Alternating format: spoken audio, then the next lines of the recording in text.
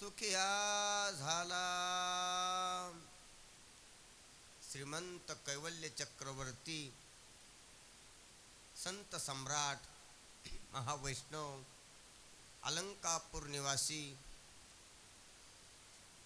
असे असणारे भगवान स्वरूप ज्ञानोबाराय आपल्या पसायदान नामक विश्वात्मक देवाजवळ केलेल्या प्रार्थनेतून तुम्हा आम्हाला किंवा भगवंताला आपल्याबद्दल, सर्व समाजाबद्दल, सर्व भूतमात्राबद्दल काय मागणी मागतात, काय प्रार्थना करतात, त्या देवाकड काय शब्दानं मागणं मागतात ते आपण गेल्या 2 दिवसापासून पाहत आहोत. ग्रंथ लिखाण पूर्णत्वाला गेल्यामुळं आपला हा वाग यज्ञ, वाणीनं केलेला यज्ञ, वाणीनं केलेलं निष्काम कर्म जे ईश्वराच्या इच्छेनं केलेलं आहे, ईश्वराला समर्पित करण्यासाठी केलेलं आहे आणि ज्याच्यात करता कोणी भाव नाही आणि करून कोणाला काही दाखवायचं नाही, त्याच्यात अहंकाराचा लेश नाही, दांभिकता नाही, प्रदर्शन नाही, असं जे लिखाण झालेलं तो वाग्यज्ञ आहे, वाणीनं केलेला यज्ञ आहे, निष्काम कर्म आहे, निष्कर्म्य सिद्धी आहे.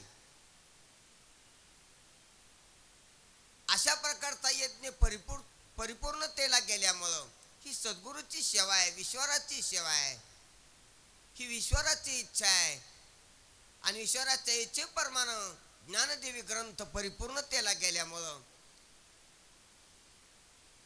तो सद्गुरू राजाचा निवडती दादाचाच निरोप होता, आज्ञा होती की भगवद्गीतेवर मराठीमध्ये ओवी छंदामध्ये टीका कर आणि ती सद्गुरूची सेवा म्हणून, ईश्वराची इच्छा म्हणून ज्ञानोबारायानं केलेलं आहे. ते काव्य सच्चिदानंद बाबाच्या हाताने लिहिलेलं आहे आणि 18व्या अध्याय परिपूर्णतेला गेल्यामुळं ज्ञानोबाराय ह्या वाग यज्ञ समर्पित करताना एक प्रार्थना करतात आपल्या गुरु महाराजापुढं, किंबहुना ईश्वरापुढं, विश्वात्मक देवापुढं. ती ही प्रार्थना जगप्रसिद्ध आहे. कारण हे प्रार्थनेचं स्वरूप कसं असावं हे महात्म्याकडून कळत असतं. प्रार्थना ही विनवणी, प्रार्थना ज्याच्यावर प्रेम जळलेलं, जो सर्वस्व झालेला आहे, ज्याची सेवा केलेली आहे, त्याच्याकडे हक्कानं बोललेलं बोलणं असतं प्रार्थना म्हणजे.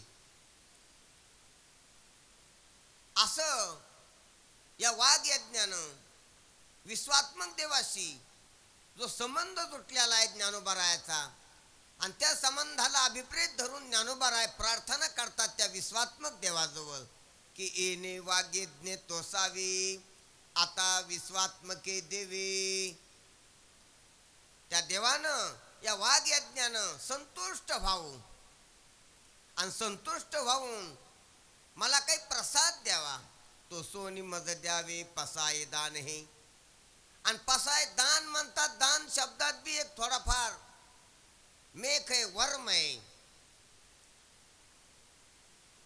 मी केलंय, मला मोबाबला द्या म्हणत नाहीत, त्याचं वेतन द्या म्हणत नाहीत माझ्या सेवेचं. मला दान द्या, मी कुठं काय केलंय, मी कुठं काय करतोय, मला काय करता येते, मी केलं नाही काहीच, पण मला दान द्या. दान मागतात म्हणजे करतेपणा त्यांच्याकडे नाही.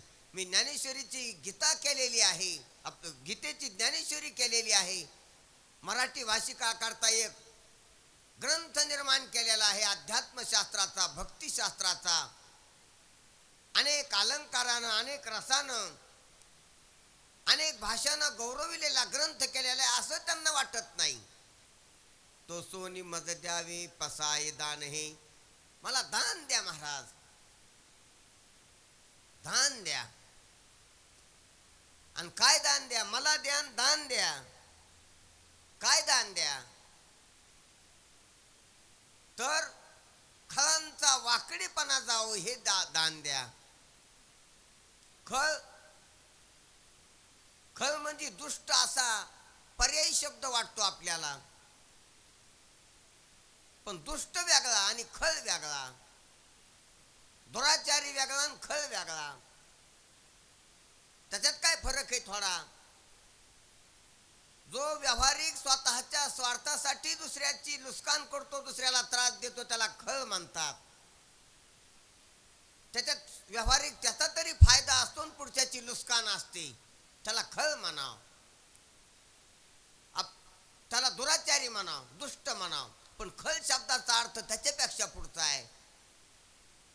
त्या खळ शब्दाचा अर्थ असा आहे की त्या दुष्कर्त्यात त्याचं बी काही कल्याण नसतं, हित नसतं, स्वहित नसते, पुढच्याचं बी नसतंय, पण त्याचा स्वभाव असतो वाईट वागण्याचा. चोर कमीत कमी दुसऱ्याला लुटतो पण स्वतःच घर भरतो, म्हणून त्याला खळ मानता येत नाही. पण जो घर पेटून देतो त्याला खळ मानाव, कारण की त्याला काहीच भेटलं नाही आणि याची नुकसान झाली.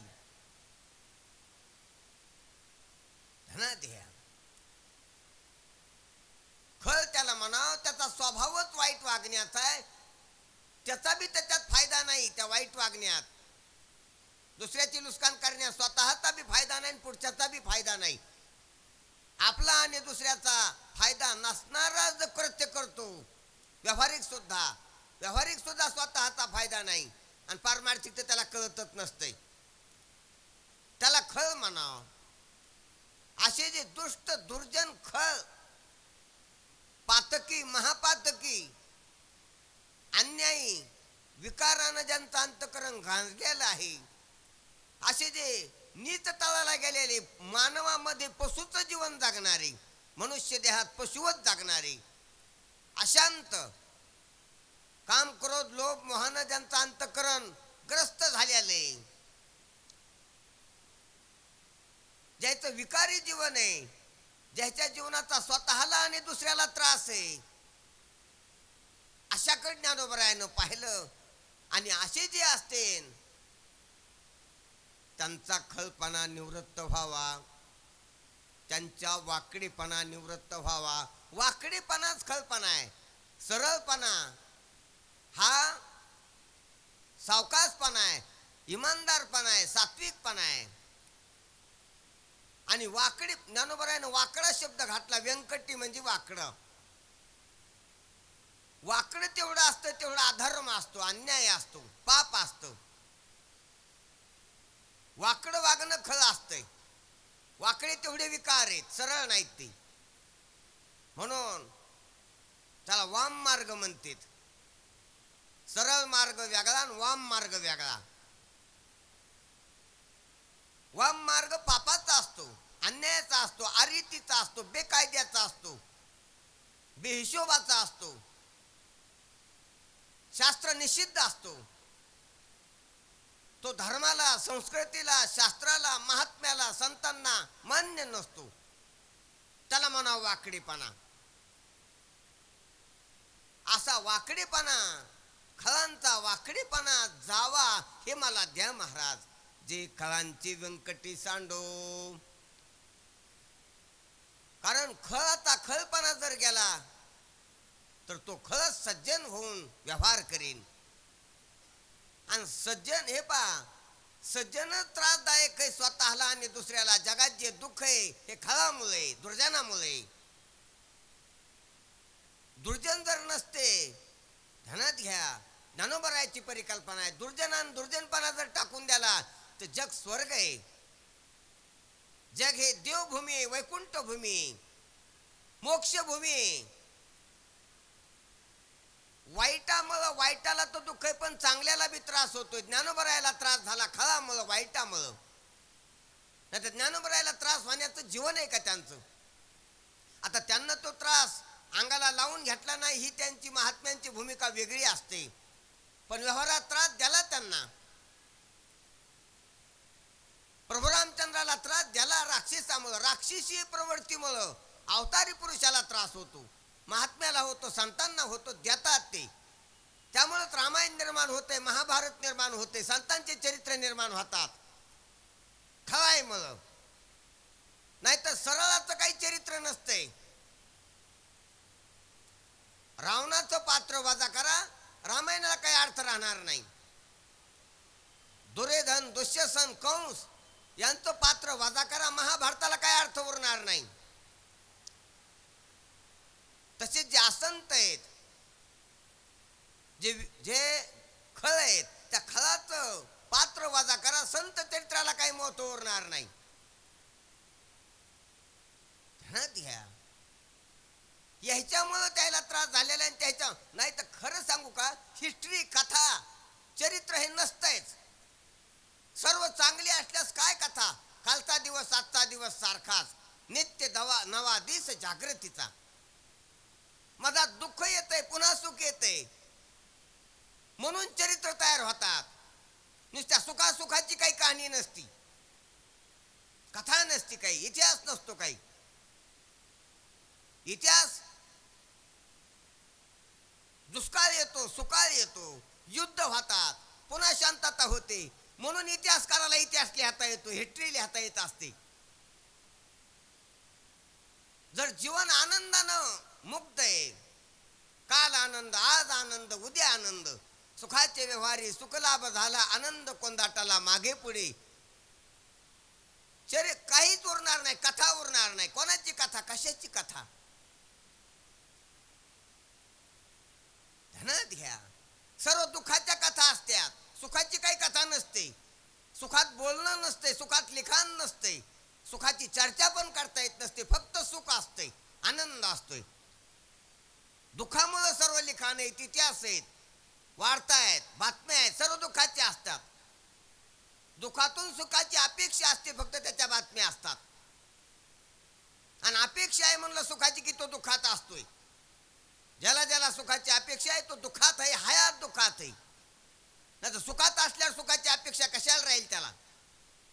ज्या अर्थ सुखाची वासना आहे त्या अर्थ तो दुःखात उभा आहे, त्याचं जीवन दुःखात आहे. तेव्हा सुखाच्या वासनाचा संभव आहे, सुखाच्या वासनाची संभावना आहे, दुःखात असल्याशिवाय नाही. ध्यानात ह्या गोष्टी. आपला विषय काय चालला की केवळ सुख सुख ही वस्तुस्थिती, पण हे सुख ह्या खळाईमुळं जगात नांदाना. म्हणून ज्ञानोबा राय म्हणतात, जे खळांची व्यंकटी सांडो आणि सांडो, आणि त्या खळानं काय व्हावं तर तया सत्कर्मी रती वाढो. त्याचं सुद्धा कल्याण इच्छितात. त्याच्यामुळं दुसऱ्याला त्रास होतो म्हणून त्याचा ते वाईट गुण, त्याचा वाईट स्वभाव संपावा, नष्ट व्हावा, आणि त्याला सत्कर्मात प्रवृत्ती वाढावी त्याची, तो पामराचा विषय व्हावा, तो विषयीचा मुमुक्षु व्हावा, अशी ज्ञानोबा आहे त्याच्याकडून अपेक्षा करतात. तया सत्कर्मी रती वाढो आणि भूता परस्परे पडो मैत्र जीवांचे, आणि सर्व भूत मात्रामध्ये मैत्रीचा भाव फुलावा. अशा प्रकारची एकंदरीत विश्वात्मक देवाजवळ विश्वा एवढं अंतःकरण करून ज्ञानोबरायाने ही मागणी केलेली आहे. दुरितांचा अंधकार समाप्त व्हावा पापाचा जगातला. विश्वास स्वधर्माचा सूर्य, स्वधर्म आचरणाचा. स्वधर्म 2-3 प्रकारचे असतील, एक क्रियेच्या पातळीवरला, एक भावनेच्या पातळीवरला, एक बुद्धीच्या विवेकाच्या पातळीवरला स्वधर्म असतो. क्रियेच्या पातळीवरला स्वधर्म आहे आचाराचा, भावनेच्या पातळीवरला स्वधर्म आहे उपासनेचा, अभ्यासाचा, सेवेचा, आणि विवेकाच्या पातळीवरला स्वधर्म आहे बोधाचा, तत्वज्ञानाचा, विवेकाचा, आत्मचर्चेचा, युक्तिपरयुक्तीचा, विचाराचा. हा बी स्वधर्मच आहे. म्हणून आपापल्या अधिकाराप्रमाणे त्यांनी आपापलं स्वधर्माचरण करावं. विश्वास स्वधर्माचा सूर्य उगावा, अधर्म मावळावा, अधर्माचा अंधार लुप्त व्हावा, समाप्त व्हावा आणि स्वधर्माचा सूर्य उगावा, अशी ज्ञानोबरायाची अपेक्षा आहे विश्वात्मक देवाजवळ. आणि जो जे वांचिल तो ते लाहो प्राणीजात. ज्याला जे जे पाहिजे, कोणाला अशा साधकाला स्वधर्मनिष्ठाला तो जे जे मागीन ते ते भेटावं. मला माल व्हावं त्यानं, श्रीमंत असावं त्यानं. कोणी स्वधर्माचरण करणारानं, स्वधर्माचरणावाला समृद्ध असावा, विपुलता असावं त्याच्याकडं, त्याला अशक्य काही नसावं. ज्ञानोबराय विपुलता, श्रीमंती, वैभव अपेक्षा करतात, पण कोणा करतात? दुष्टाला काही उपयोगी नाही. हे पहा, श्रीमंती, लक्ष्मी हे शक्ती, आणि शक्ती शहाण्यापाशी उपयोगी असती. जो दुष्ट आहे, वेडा आहे, त्याच्यापाशी शक्ती जर दिली तर त्याच्या उपयोगी नसती, त्याला त्याच्यापासून सुख होत नाही, दुःखाला कारणीभूत होत असते. आगपेटी जर लहान मुलाच्या हातात दिली तो उपयोगाची नसते, शक्ती येते. लहान मुलाच्या हातात आपण कोलंती देत नाहीत, विस्तवाची काडी देत नाहीत का?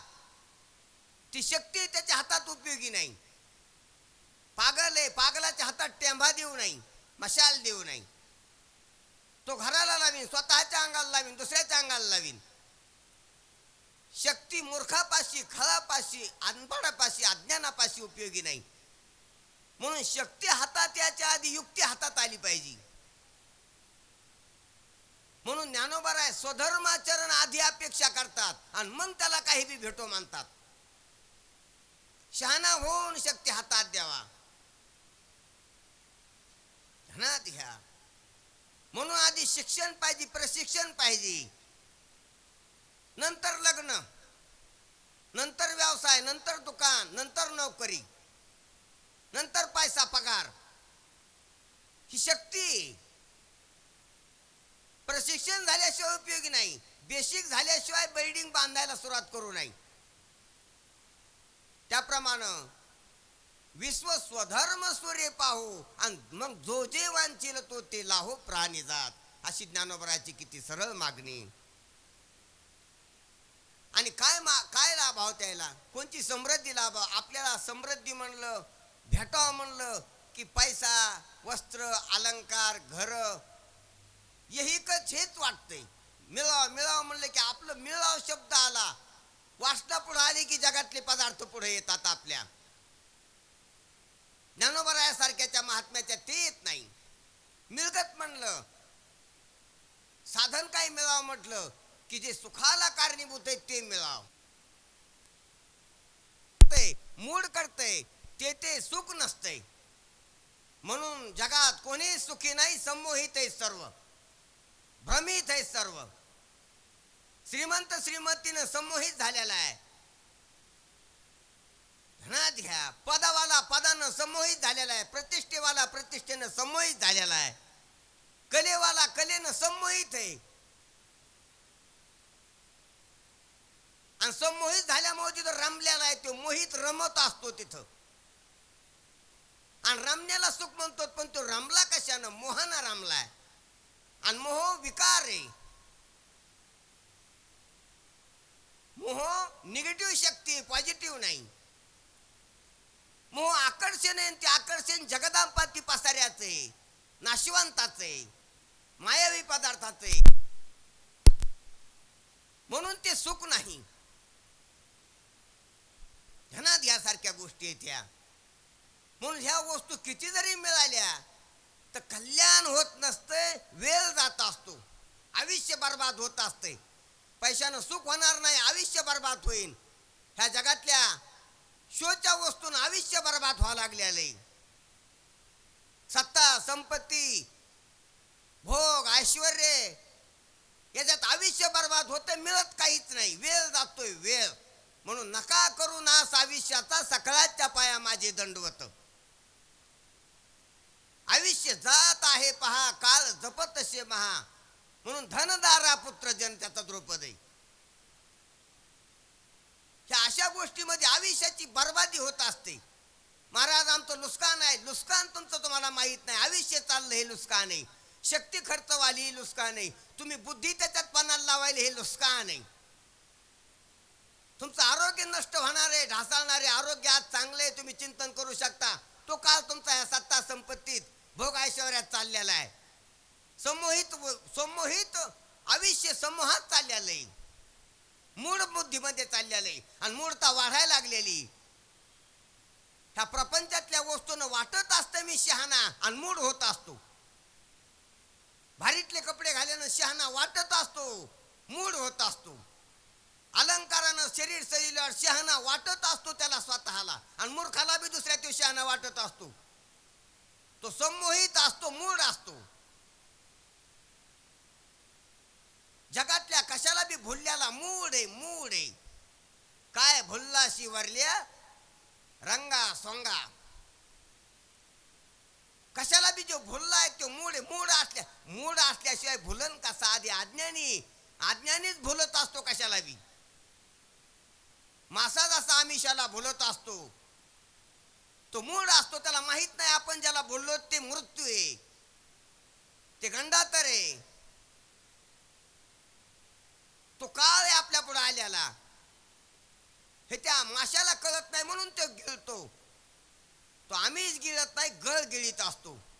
त्याचं नुकसान आहे, त्याच्यात बर्बादी आहे, त्याची फायदा काहीच नाही माशाचा. हे जसं माशाच्या बाबतीत आहे, तसंच आपण कशाला तरी भुलतो. ज्ञानोबा आहे, तुकोबा आहे, नात्रा आहे, असे हे विवेकी लोक कशाला बी बोलत नाही. अगा विवेकी जे होती ते दोही तेही स्वचिती, ते दोन्हीचा बी विचार करतात की खरं काय, खोटं काय, सुख काय आणि संमोहन काय आहे, याचा ते विवेक करतात. म्हणून जगातल्या पदार्थाची अपेक्षा करीतच नसतात संत महात्मे. म्हणून जो जे वांछील तो ते लाहो. काय भेटाव महाराज. तर वर्षत सकल मंगळी विश्वर निष्ठांची मांदियाळी अनवरत भूमंडळी भेटो तया भूता. काय भेटाव? मंगलकारक प्रबोधन करणारे संत भेटावा. संत भेटले तरच सुख होत असते, काही भेटले तर सुख होत नाही. म्हणून तुकोबाराय म्हणतात, न लगे मुक्ती धन संपदा संत संग देई सदा. जीवाला सुख पाहिजे असलं नरदेहाच्या तर संत भेटल्याशिवाय होणार नाही. हे ज्ञानोबरायला माहित आहे. काही नाही भेटलं, साधू भेटला तर दुःख सुख होणार, दुःख जाणार. आणि साधू नाही भेटला, काही जरी भेटलं तर त्याचं दुःख जाणार नाही, त्याला सुख होणार नाही. ही काळ्या दगडावरली रेस आहे. हे खरं बोलणे. काही भेट द्या. वाल्या कोळ्याला आधी काय काय नव्हतं भेटलं. नारद भेटायच्या आधी सोनं भेटलं होतं, कपडे भेटले होते, पैसा भेटला होता, वेगवेगळ्या लोकांकडून लुटमार करून. पण साधू नव्हता भेटला. आणि नारदापाशी काहीच नाही भेटलं. सोनं नाही, पैसा नाही, कपडे नाही. पण नारद भेटले, बिगर पैशावाले, बिगर अलंकारावाले, बिगर भारी कपड्यावाले नारद भेटले. आणि नारद भेटल्यावर वाल्या बदलला. वाल्यात परिवर्तन झालं. वाल्याचं दुःख गेलं आणि सुख झालं. वाल्याचं बंधन गेलं आणि मोक्ष झाला. वाल्याचा कोळीपणा गेला आणि ऋषीपणा, महात्म्यपणा उदयाला आला. वाल्याचं जीवत्व गेलं आणि ब्रह्मत्व प्रगटलं. पैशानं इतकं जीवन बदललं नसतं, भारीतल्या कपड्यानं इतकं जीवन बदललं नसतं, किती अलंकार घातले असते तरी इतकं जीवन बदललं नसतं. आपल्याला वाटतं अलंकारानं, पैशानं, बिल्डिंगनं कपड्यानं जीवन बदलं ना असं वाटत आहे आपल्याला. वरपंकी बेगडी आहे ती. जीवन बदलत असतंय विचारानं, आणि ते विचार पैशानं भेटत नाहीत, कपड्यानं भेटत नाहीत, घरादारानं श्रीमंतीनं भेटत नाहीत. ते विचार सोन्यानं भेटत नाहीत. ते विचार संताकडून भेटतात, संताकडून. ते ज्ञान पैगा बरवे जरी मनी आती आणावी, तरी संताया भजावे सर्वस्वेशी. म्हणून संत भेटले पाहिजे. संत, ज्याला संत भेटले त्याच्या इतका श्रीमंत कोणी नाही. ज्याला संत भेटले त्याला सर्व अलंकार भेटले, त्याला सर्व जगातल्या समृद्धी भेटली. संता इतकं श्रीमंती कशातच नाही. म्हणून ज्ञानोबराय स्वधर्मनिष्ठाला संत भेटावात अशी अपेक्षा करतात. वर्षत सकल मंगळी विश्वर निष्ठांची. कसे संत भेटावं त्यांचे लक्षण आपण पाहिलेले बी आहेत. संत भेटावं मुके नाही बोलके, आणि बोलके भेटावं तर काही बोलणारे नाही, योग्य बोलणारे, योग्य वेळी योग्य निर्णयात्मक बोलणारे, मार्मिक बोलणारे, तात्विक बोलणारे, कामाचं बोलणारे, अनंत वाचा बरल ती बरल असं नाही, योग्य बोलणारे, मितभाषी, योग्य काळात योग्य दृष्टिकोन देणारी, वर्षात सकल मंगळी, नेहमी करता मंगळाचा वर्षाव करणारी. आणि कशी असले पाहिजे? नुसते बोलके नाही पाहिजेत, मुके तर पाहिजेत नाहीत, बोलके पाहिजेत, पण नुसते बोलके नाही पाहिजेत, अनुभवपूर्वक बोलणारे पाहिजेत. विश्वरनिष्ठांची मांदियाळी. ते विश्वरनिष्ठ पाहिजेत, ब्रह्मनिष्ठ पाहिजेत. ब्रह्मनिष्ठ हे मुख्य लक्षण आहे.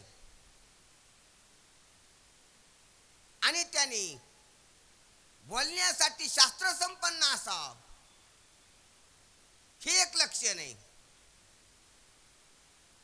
आणि दयाळू असावं हे एक लक्षण आहे. अशी 3 लक्षणे साधू पुरुषाची: श्रोत्रिय, ब्रह्मनिष्ठ आणि कृपाळू. म्हणून महाराज म्हणतात विश्वरनिष्ठांची मांदियाळी. विश्वरनिष्ठांचे समूह भेटावा त्या समाजाला. वर्षत सकल मंगळी विश्वरनिष्ठांची मांदियाळी. अनवरत सतत ज्ञानोबरायाची मागणी हे भेटाव. आपली काय मागणी पहा, आणि संतांची काय मागणी आपल्याला ध्यानात घ्या. आपल्याला कळू नाही कळू, पटू नाही पटू, संत भेटल्याशिवाय आपलं हित नाही, आपलं कल्याण होणं शक्य नाही. बाकीचं किती बी भेटू द्या, काहीच होणार नाही. न भेटल्याला आणि भेटल्याला मोक्षाच्या बाबतीत सारखा आहे, दुःख निवृत्तीच्या बाबतीत सारखा आहे, समाधानाच्या बाबतीत सारखा आहे. गडगंज संपत्तीवाला आणि 1 रुपया 1 आना त्याच्याकडे नाही, तो सारखा आहे. कुत्रे डुकराचे जन्म येण्याच्या बाबतीत सारखा आहे. भिकारी आणि राजा. संत न भेटल्याला भिकारी, संत न भेटल्याला राजा.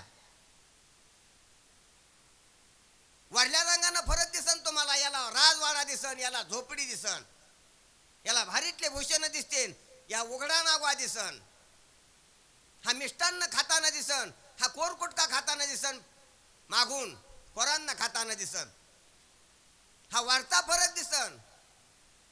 पण हा फरक वास्तविक दृष्टीनं फरक नाही. मिष्टान्नानं बी भोग जाती, कोरांना बी भोग जाती, झोपडीनं बी निवारा होतो, झोपडीत बी, आणि महालात बी निवारा होतोय. महालावाला बी कायमचा महालात राहणार नाही, झोपडीवाला बी कायमचा झोपडीत राहणार नाही. कोरांना बी तृप्ती होती, ढेकर येतो, भूक जाते, आणि मिष्टान्नानं बी होती. उलट जर तपासलं ना, झोपडी जितकी त्याच्या आरोग्याला शरीराला अनुकूल आहे, तितका महालावाल्याचा महाल नाही. कोरांना जितकं त्याच्या आरोग्याच्या बाबतीत, शरीराच्या बाबतीत त्याला अनुकूल आहे, तितकं मिष्टान्न नाही.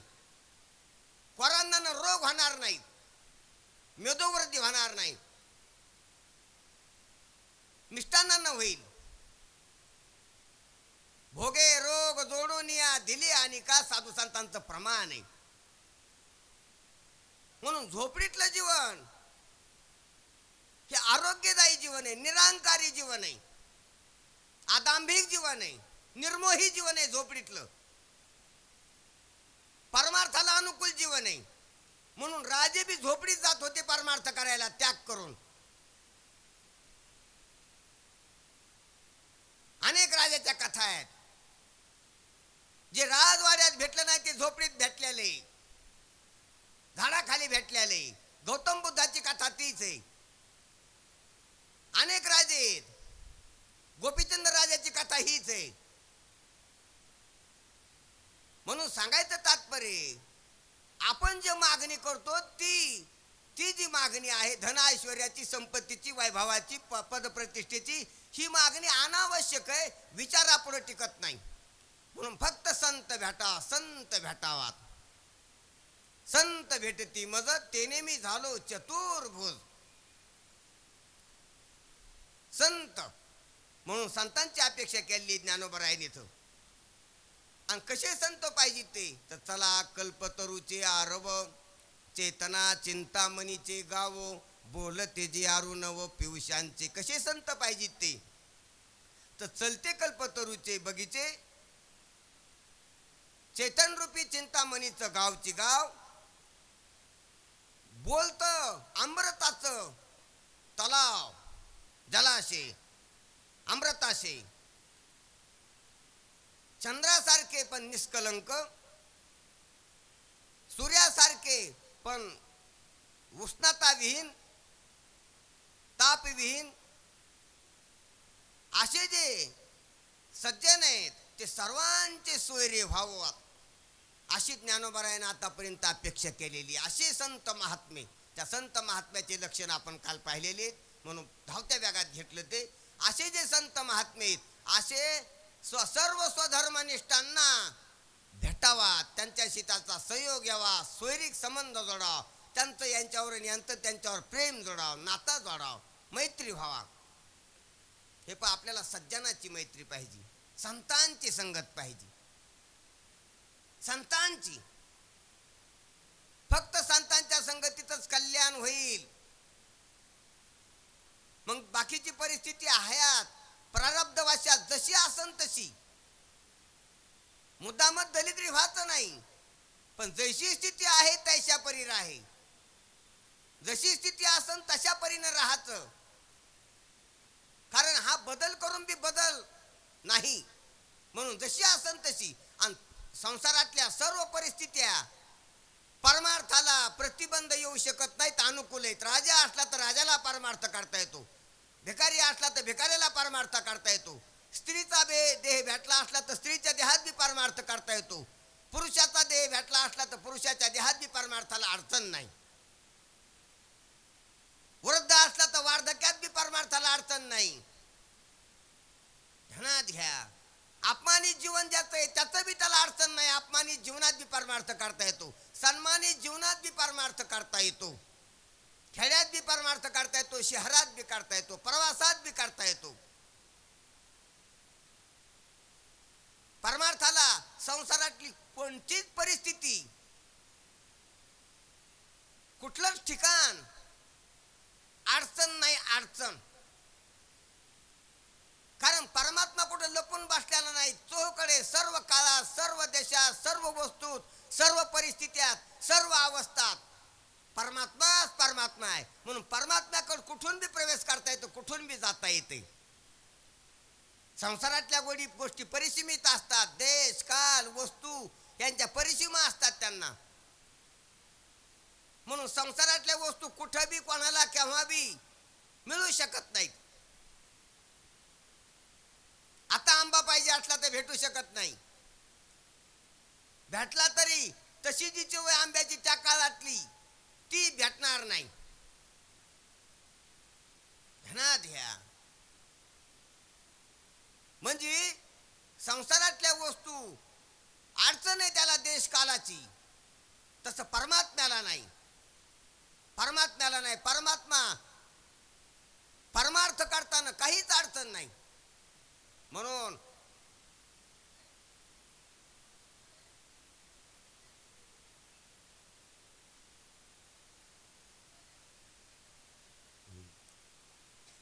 अडचण नाही. आपल्याला म्हणून ज्ञानोबा राय फक्त संत संगती पाहिजे. संत संगती झाल्यावर सर्वच कळत आहे. बाकीच्याची संगत झाली आपले विकार, आपलं मन, आपलं जीवन जर निर्मळ झालं आणि संतांची संगत भेटली तर व्यवस्थित होत असतं सर्व. म्हणून महाराज म्हणतात की संत भेटावात आणि संत भेटून सर्वांचं कल्याण होईल. ध्यानात घ्या. आजच्या बोलीमध्ये ज्ञानोबा राय आपल्याला सांगतात की संत भेटून सर्वांचं कल्याण होईल. तर सर्वांचं कल्याण कसं व्हावं आणि सर्वांनी कसं असावं अशी आज एक संकल्पना किंवा ज्ञानोबा रायाने एक युक्ती सांगितलेली आहे. किंबहुना सर्व सुखी पूर्ण होऊन तिन्ही लोकी भजी जो आदी पुरुषी अखंडित. फलाटचे फलाट एकाच ओळीमध्ये सर्वा करता ज्ञानोबा रायानं मागणी मागितलेली आहे ओवीत. किंबहुना मध्ये अधिक काय बोलू, खूप बोललो, आता अधिक काय बोलू. किंबहुना सर्व सुखी पूर्ण होऊन तिन्ही लोकी. सर्व स्तरातल्या तिन्ही लोकातल्या मंडळीनं सर्व सुखानं परिपूर्ण होऊन त्या आदिपुरुषाला भजावं, आदिपुरुषाचं भजन करावं.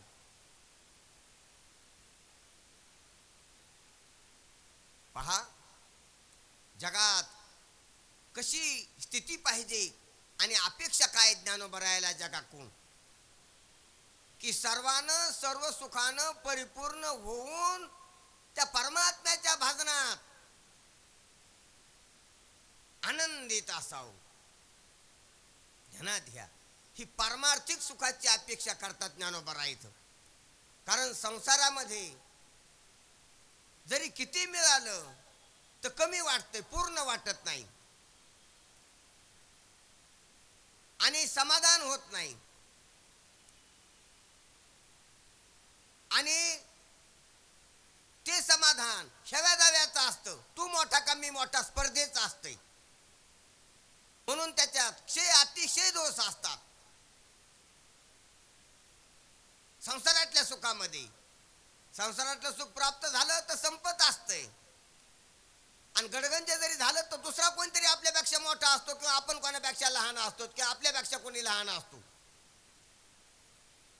अतिशय क्षय म्हणजे त्याचा नाश होतो ना अतिशय म्हणजे आपण किती मिळेल तर आपल्यापेक्षा मोठा राहतोच कोणतरी डोक्यावर आपल्या.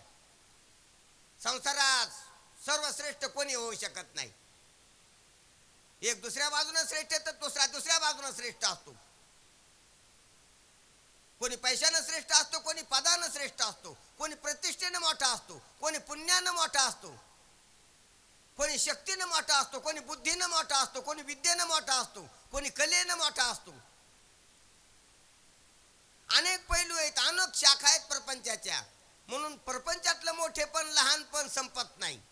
किती मोठा झाला दुसऱ्यापेक्षा लहान असतो आणि तो लहान म्हणला तर लहान नसतो, मागच्यापेक्षा मोठा असतो. म्हणून मान अपमान कमी अधिकता संसारामध्ये असते. फक्त परमात्म सुखच असं आहे की परमात्म सुख ज्याला भेटलं तो मी कोणापेक्षा मोठं आहे असं बी मान्य करीत नाही, त्याची भाव होत नाही. आणि मी कोणापेक्षा लहान आहे असं बी वाटत नाही, समान होत असतं त्याचं. किंबहुना सर्व सुखी पूर्ण होऊन तिन्ही लोकी. जो पूर्ण झाला तो समानतेला प्राप्त होत असतो आणि म्हणून तो फक्त आदिपुरुषाचं भजन करतो. संसारातल्या सुखानं सुखी झालेले उतू येत असते, भजन करीत नसते, उत्तेजित होत असते, उड्या मारीत असते. जसं दारूची नशा चढत असते, उड्या मारीत असतो दारूवाला, गांजावाला, अफवाला, त्याप्रमाणे पैशावाला बी उत येत असतो, प्रतिष्ठेवाला पदावाला बी तसाच करीत असतो. उत मात येत असतो तो संसार. कारण लहान मोठा वाटत असते. आधी नसतंय मग येतंय ते सुख, म्हणून ते सुख उत्तेजित करीत असते. परमात्मा सुख आधीच होतं कळत असते म्हणून उत्तेजित करीत नसते. मला जे आता भेटलंय ते पहिलंच माझे. तुका म्हणे होता ठेवा तो या भावा सापडला, म्हणून त्याला नशा येत नाही. परमात्मा सुखाची नशा काय येत नाही, ती पहिलंच असते. म्हणून संसारातल्या सुखाच्या नशा काय येतात, ते आधी नसतं मग येते. गरिबी असते श्रीमंती येते, अपमानित असतो सन्मान भेटतोय, झोपडी असतील बंगला होतोय. म्हणून त्याला हर्ष होत असतो आणि तो हर्ष त्याला उत्तेजित करीत असतो. आणि तो उत्तेजित झालेला हर्ष उठून मातून पुन्हा जागेवर आणीत असतो, त्याला पुन्हा अपमानित करीत असतो. म्हणून गरीबाचे श्रीमंत होतात आणि श्रीमंताचे पुन्हा गरीब होत असतात उठून मातून. ध्यानात घ्या. म्हणून किंबहुना सर्व सुखी पूर्ण होऊन येते निलोकी. सर्व सुखानं सर्वानं सुखी होऊन आदी पुरुषाचं भजन करावं. हे पहा, साधू संतांना आपल्याला काय, ज्ञानोबरायानं काय सांगितलं आपल्याला, आधी तर विषय सुखानं सुखी होऊ नका, सर्व सुखानं सुखी व्हा. आणि सर्व सुखानं तिन्ही लोकातल्याला सुखी होता येते. पुराणामध्ये लोक शब्दाचा अर्थ मृत्यूलोक, पाताळलोक, स्वर्गलोक असा केलेला आहे. पण लोक हा भौगोलिक पदार्थ नाही धरायचा. समाजात मानवाचे प्रकार येते, उत्तम, मध्यम, अधम, हे तीन लोक आहेत. जसा तामसी जो आसन तो अधम आहे, राजसी जो आसन तो मध्यम आहे, आणि सात्विक आसन तो उत्तम आहे. उत्तम, मध्यम, कनिष्ठ हे तीन प्रकार आहेत. कनिष्ठ म्हणजे पाताळ, मध्यम म्हणजे मृत्यूलोक, आणि श्रेष्ठ किंवा उत्तम म्हणजे स्वर्ग. स्वर्ग, मृत्यू, पाताळ. आता जो कोणी सत्वगुणी आहे तो स्वर्गात राहतोय. आता जो कोणी रजोगुणी तो मृत्यूलोकात राहतोय. आणि आता कोणी जो तमोगुणाने युक्त आहे, तमोगुण प्रधान त्याचा अंतःकरण नाही, तो आता पाताळात आहे, आता दैत्य तो. ध्यानात घ्या. म्हणून या तीन प्रकारचे तीन गुणामुळे तीन लक्षणे, तीन प्रकारचे अंतःकरण, तीन प्रकारचा समाज आहे, तीन प्रकारची जनता आहे. त्या तिन्ही प्रकारानं आपापल्या अधिकाराप्रमाणे स्वधर्मनिष्ठ होऊन संतांच्या संगतीत सुखाला प्राप्त व्हावं आणि त्या आदिपुरुषाचं भजन करावं अशी अपेक्षा करतात तुकोबारा, ज्ञानोबाराय आपल्याकडून पासायदानामध्ये. किंबहुना सर्व सुखी पूर्ण होऊन तिन्ही लोकी. भजी जो आदिपुरुषी अखंडित. भजी जो म्हणजे भजन करावं, भजी जो भजावं आदिपुरुषाला अखंडित. सर्व सुखानं परिपूर्ण हो. आधी तर विषय सुखानं नाही, अनित्य सुखानं नाही, ह्या जाणाऱ्या येणाऱ्या सुखानं सुखी होऊ नाही.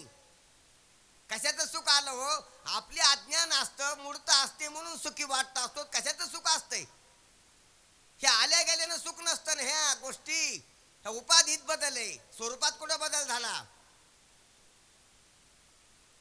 फाटके कपडे घातले, काळडे जुने आणि नवे घातले, कुठं सुख झालं. मानलं, शरीरावर काहीच झालं नाही, मनात मान्यता झाली की आता चांगला दिसतो मी. कपडे चांगले दिसते का, तू चांगला दिसतो रे. कपडे दिसते तर ते म्हणतो मी चांगला दिसतो. वांगले दिसत होते आधी, कपडे वांगले दिसत होते का तू वांगला दिसतो आता. आपल्याला कशाचा बी अहंकार येतोय, कोण्या बी गोष्टीचा आपण पुढीलाचे वजन आपल्या माथा घ्यायचे असं करतो. कपडे खोंटीला आड केले तरी तसे दिसतील. कपडे चांगले आहेत का तू चांगला आहे, आणि दुसऱ्या चांगल्यामुळे आपण चांगले होत नसतो. ते जरा खुणगाट घ्या बांधून. अलंकार चांगले असले ते आपल्या अंगावर ओवले म्हणजे आपण चांगले असतो का त्यानं. दुसऱ्याचा चांगलेपणानं आपल्याला काय होत नाही. कोणी किती श्रीमंत असला तर आपल्याला काय करायचं, तसे कपडे किती बाहेरचे असले तर मला काय करायचं. कपडे चांगले आहेत का, मी तो तसाच आहे ना, कपडे बदला पहिला जसा होतो तसाच.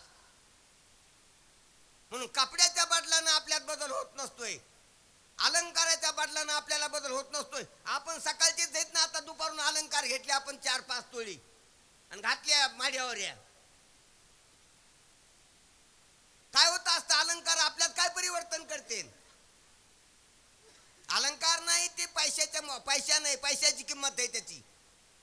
त्या अलंकारात जर 5 रुपये आले असते व्यवहारात तर कोणी घातले नसते. पैशाचं मूल्य वाढतंय. इतक्या लाखाचे अलंकार आहेत माझ्या अंगावर, पैशाचं मूल्य येते. उद्या सोन्याची किंमत भारा भारा उतरू द्या, 5 रुपयाला होद्या मुद्दी, कोणी घालणार नाही. श्रीमंत लोक तर आधी काढून फेकून देतील हातातले. 5 रुपयाला हवा ते आलं काय अंगठी. पैशाची किंमत आहे ती की मी इतका पैसा माझ्या हातात आहे. आणि पैशाची काय किंमत आहे, पैशानं वस्तू येतात, विषय वस्तू. म्हणून विषय वस्तूची किंमत आहे ती.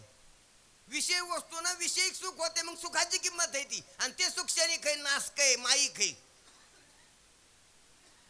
विषय सुखच नाशक असल्यामुळे विषयाला किंमत नाही. आणि विषयाला किंमत नाही म्हणून विषय ज्या पैशाने भेटते त्या पैशाला किंमत नाही. पण आपल्याला ह्या गोष्टी कळत नाहीत, म्हणून आपण नसता भाव देतो कशाला बिना, आपण बेभाव जातो त्याच्यात. ध्यानात घ्या गोष्टी. म्हणून ह्या बाकीच्या गोष्टीला, प्रापंचिक गोष्टीला महत्व नसतंय. हे सुख जाणार येणार असतंय. म्हणून असं कपड्या बदलल्यानं आपल्यात काही बदल होत नाही, अलंकार बदलल्यानं आपल्याला काही बदल होत नाही. तशीच परिस्थिती बदलली तर आपण तसेच असतो. झोपड्यातला बंगला होतो पण आतला तू तसाच आहेस ना, दुःखी, तळमळणारा, चंचल, मलिन अंतकरणाचा.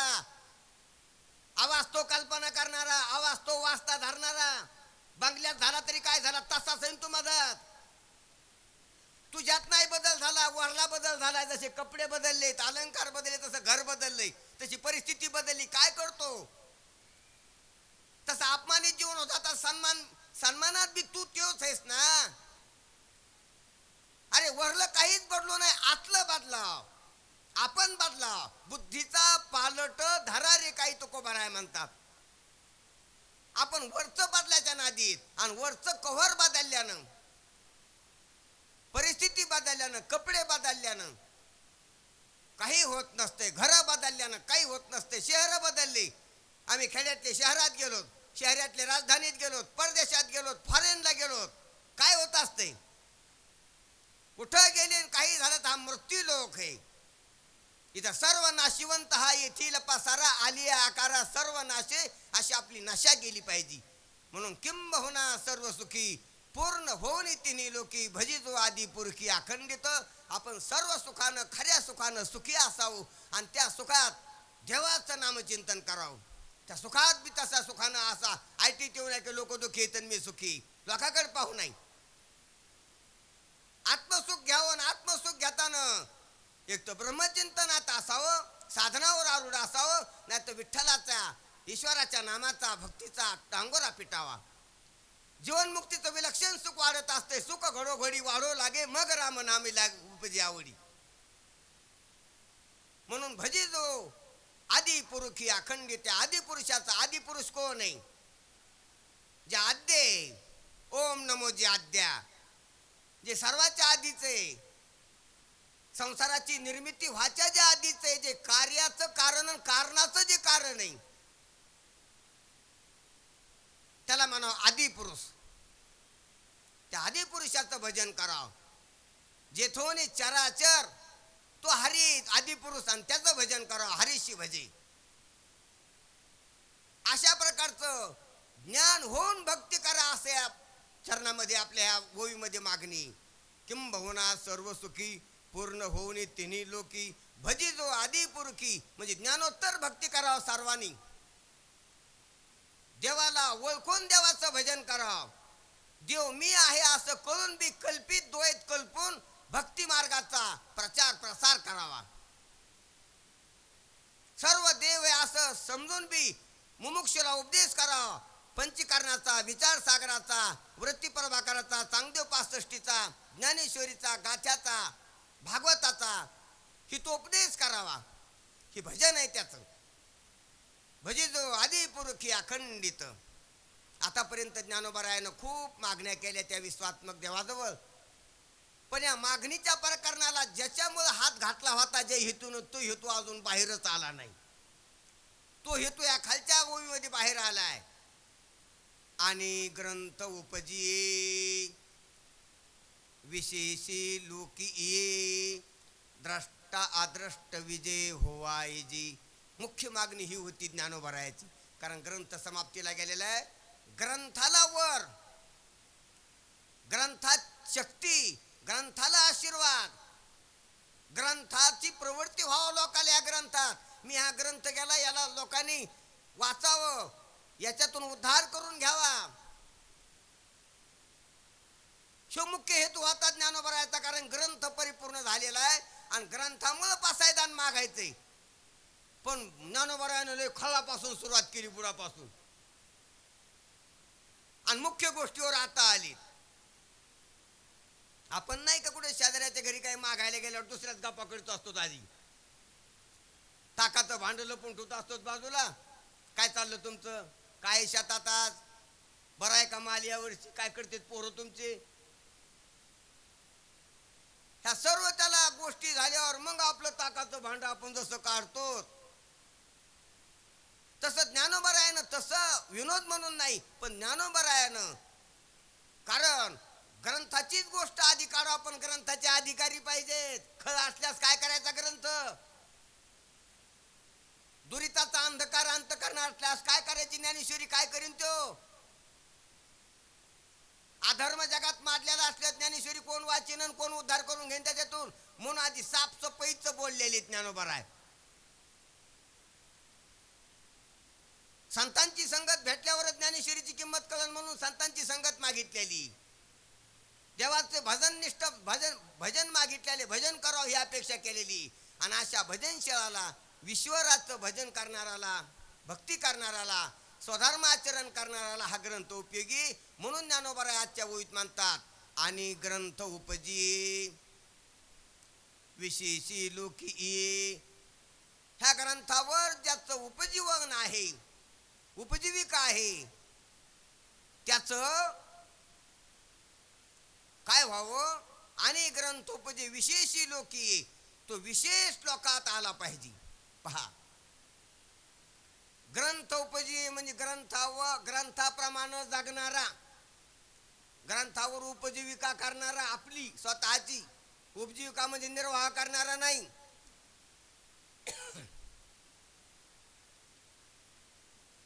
आपल्याला जे विचार पाहिजे ते ग्रंथातून ग्रहण करणारा, आपल्याला ज्या युक्त्या लागतात त्या ग्रंथातून घेणारा, ग्रंथावर ज्याचं निर्भर जीवन आहे, ग्रंथावर जो जगतो, ग्रंथावर जगतो म्हणजे ग्रंथ विकून जगतो नाही. ग्रंथाचं दुकानच लावलं असतो, ग्रंथावरच जग नाही त्याचं. समजा कुटुंब ग्रंथावरच भागत त्याचं, तो ग्रंथ उपजी नाही. नाही तर ग्रंथातलं वाचू वाचू सांगतो आणि पाकिट घेतो. पोटासाठी संतन झाले कलित बहुत, हे बी ग्रंथ उपजी नाही. ग्रंथावर उपजीवन करतो म्हणजे ग्रंथात सांगितल्याप्रमाणे आपल्याला घडवितो. ग्रंथात सांगितलेले विचार ग्रंथात नाही, त्याच्या जीवनात त्यानं उतरिलेत. नुसता ग्रंथ पाठ असणं बी काय उपयोगी नाही. पाठ नसणाऱ्यापेक्षा पाठ असणारा बरा, पण अर्थ नाही कळाला तर पाठ नसणारा आणि पाठ असणारा सारखाच. काही लोकांना ग्रंथ घरीच आणले नाही, तसेच ग्रंथ तिकडे दे दुकानानं. काही लोकांना ग्रंथ दुकानातून घरी आणले, देवळीत, फाळीवर, कपाटात, अलमारीत कुठतरी ठेवून दिलीत. न आणलेले सारखेच. काही लोकांना ते पाठ केले म्हणजे अलमारीतले अंतकरणात ठेवली, मनात ठेवली. काही लोकांना घरीच आणले नाही, काही लोकांना घरी आणले तर घरीच ठेवले, काही लोकांना घरातले मनात ठेवले. पाठ केले म्हणजे मनात, म्हणजे ग्रंथ अलमारी नाही उघडी तरी त्याला ग्रंथ बोलता येतोय, म्हणजे ग्रंथ त्यानं मनात ठेवलाय. पण ग्रंथ ठेवलाय, ग्रंथाचा अर्थ नाही कळून घेतला. बहुत केले पाठांतर वर्म राहिलेसे दूर, शब्द घोकुनिया करावे ते काय, अंतरी ते नव्हे विद्यमान. म्हणून त्याला तो अर्थ नाही. म्हणून ज्ञानोबा म्हणतात, आणि ग्रंथ उपजे म्हणजे ग्रंथाप्रमाणे आपल्याला ज्यानं घडविले, ग्रंथावर आधारित ज्याचं जीवन आहे, ग्रंथात जसं सांगितलंय तसं आपल्याला बनिलं, ज्यांनी घडविले आपल्याला, त्याला ग्रंथ उपजे म्हणा असा. आणि ग्रंथ उपजे विशेषी लोकी, या ग्रंथाप्रमाणे ज्यानं जीवन आचरण केलं आपलं, त्यानं विशेष लोकाला यावा. विशेष लोकाला ध्यानात घ्या, त्याची उपरती व्हावा, उपरती त्याची उंची वाढावा आतून वैचारिक, त्याची समज व्यवस्थित व्हावा, समज वाढावा, त्याची सम्यक बुद्धी व्हावा, त्याची प्रज्ञा वाढावा त्याची. आणि साहजिक बी, कारण ग्रंथात तसाच विषय आहे. परंतु आपल्यावर आम भाव येऊ नये म्हणून गुरुरायाला मागणी मारतात की महाराज, या ग्रंथाला असा आशीर्वाद द्या की हा ग्रंथ जो वाचीन त्याची प्रज्ञा वाढावा. अरे प्रज्ञा वाढायसारखाच आहे ज्ञानोबाराया, पण ज्ञानोबाराया आपल्यावर अहंकार येऊ नये की मी लय ग्रंथ करताय, मी लय चांगला केला, तो अहंकार येऊ नये म्हणून गुरुला मागणी करतात की या ग्रंथाला असा आशीर्वाद द्या.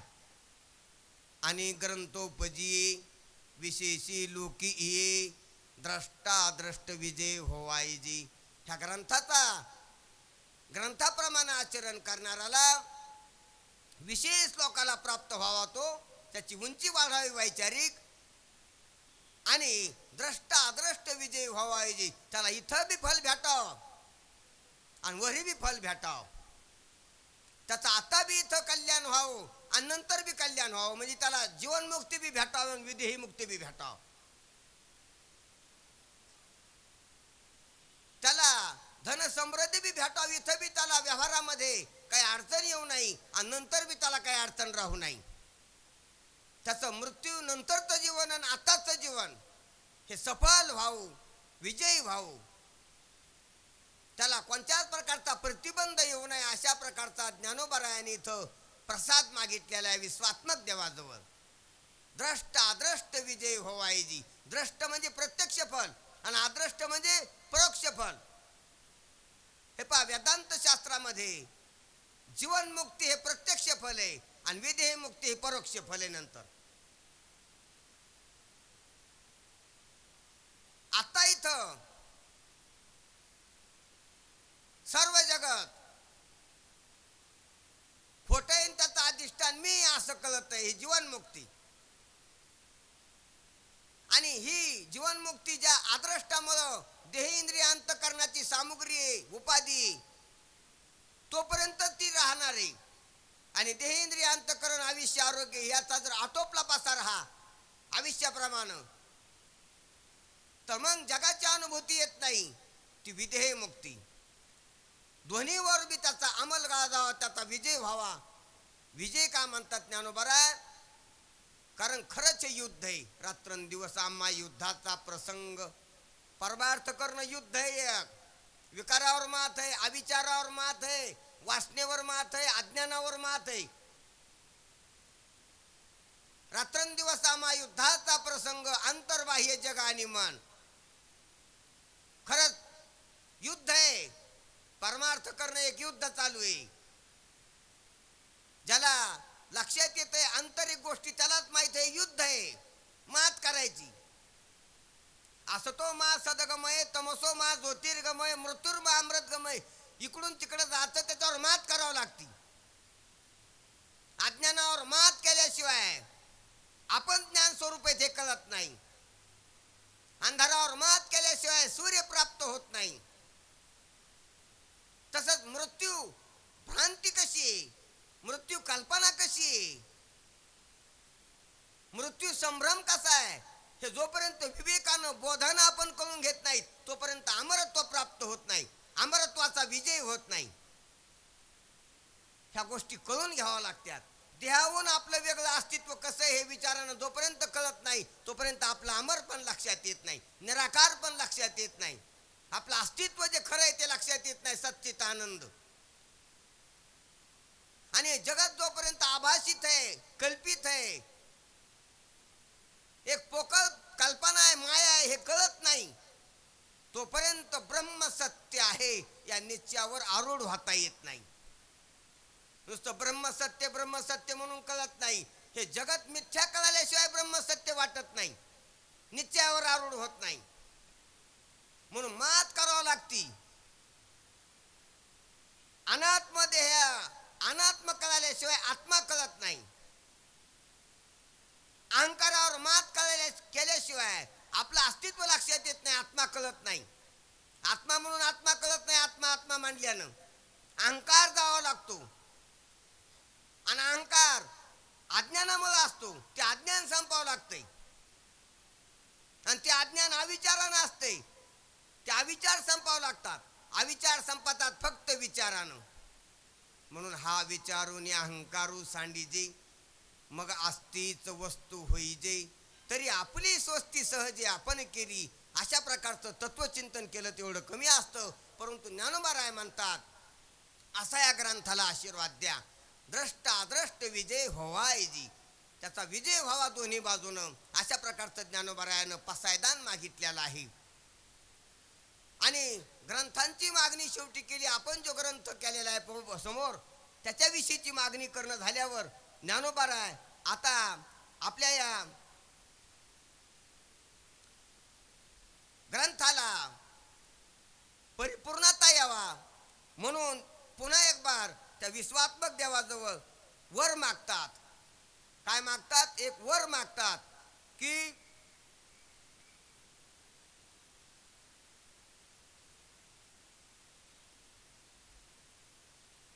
विश्वात्मक देवाला पुन्हा एक उपसंहारात्मक वर मागतात. वर म्हणजे आता जे वर मागितलेले त्याचीच मागणी मागतात की हे मला द्या, हे मला द्या, हे मला द्या. आता कारण हे पहा, ज्ञानोबारायाचे ग्रंथ करायला लागलेत. तर ज्ञानोबारायाला ग्रंथ करताना कृष्ण परमात्मा अर्जुनाला सांगायलेत. तर कृष्ण होऊन बी कृष्ण वो आज बी ज्ञानोबारायालाच लिहिणे. अर्जुन काय म्हणला? अर्जुन वो आज बी ज्ञानोबारायालाच लिहिणे. अर्जुन होऊन बी त्याने लिहिलं, कृष्ण होऊन बी त्याने लिहिलं. आणि अर्जुनाची कृष्णाची कथा कोण कोणाला सांगायलंय? भीष्म पर्वामध्ये अशी घटना झाली ती भगवद्गीता सांगण्याची. हे कोण कोणाला सांगायले? सुखाचार्य कोणाला सांगायले? परीक्षितीला.